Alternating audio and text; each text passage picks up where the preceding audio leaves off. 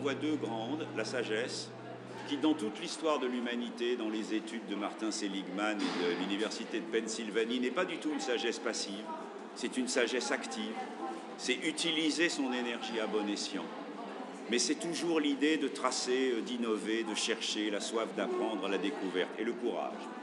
Et le courage, c'est évidemment à la fois l'audace, c'est à la fois la reprise de l'imagination et de la créativité, et c'est cette capacité qu'on a à mouiller sa chemise, à bouger, à prendre des initiatives. Je prétends depuis longtemps qu'il n'y a pas de chance, il n'y a que du rythme. Les gens qui ont prétendument de la chance, c'est simplement des gens qui prennent plus d'initiatives que les autres, qui ont plus d'audace que les autres, qui ont plus d'imagination que les autres. Et donc évidemment qu'ils vont plus facilement à la rencontre de l'âme sœur, de l'appartement, du job ou du contrat. Mon ambition sur l'optimisme, c'est d'en faire la fête de la musique.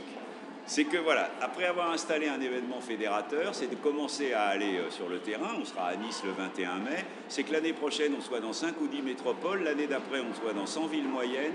Et que l'année d'après, on envoie des petits kits avec des messages sur les experts, les philosophes, sur les grandes valeurs de l'optimisme, les grandes vertus, et qu'on soit aussi dans 1000 villages français. Voilà. Si j'ai réussi ça, je serai le roi de l'optimisme. Et pourquoi c'est vraiment important pour vous d'apporter ça? D'abord parce que toute ma vie, de communicant, j'ai été confronté à cette question: qu'est-ce qui crée de la confiance, qu'est-ce qui crée de la défiance? C'est un concept qui finit par devenir beaucoup plus important que l'image, la popularité ou même la satisfaction.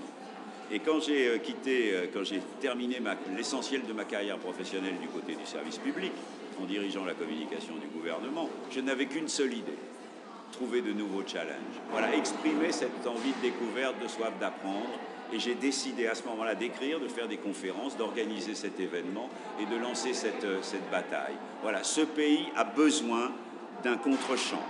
Voilà, tout est anxiogène, tout est compliqué, les peurs existent, elles sont là et après tout elles sont naturelles, mais il faut au moins un contre-champ sur les raisons qu'on a d'espérer, d'y croire, d'entreprendre.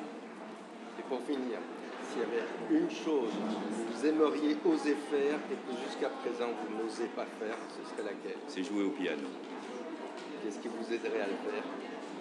Écoutez, je ne sais pas. Je pense que cette idée de retrouver un apprentissage est assez séduisante pour moi. Je n'y vois absolument aucun inconvénient.